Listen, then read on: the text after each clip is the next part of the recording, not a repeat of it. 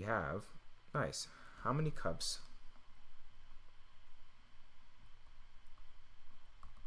in a quart? Okay, so with that being said, let's look at our units. Maybe, yes, we have 1 liter is this amount of quarts, which is actually perfect because all we need to do is know how many liters are in a cup. So first, we're going to start with a quart. So, and because we want to make sure this is translatable with everything, we have X quarts. Okay?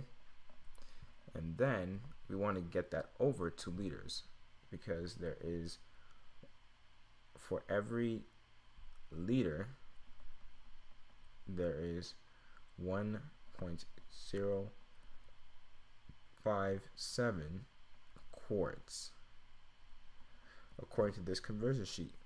Alright, and so these units now cancel out. So now we're dealing with liters. How many liters, well, how many cups are in a liter? Cups in liter. So according to this, there are, for every liter, there's 4.22675 cups.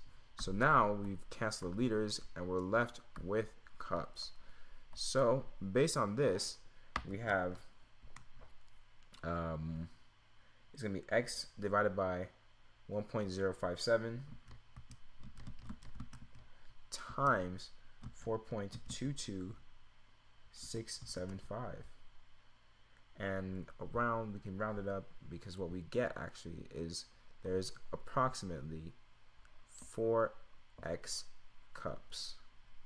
So for every quart, so every 1 quart, there should be 4 times of that amount to be for the cups. So if we start out with, like, let's say 7 quarts, we would have 28 cups of whatever liquid.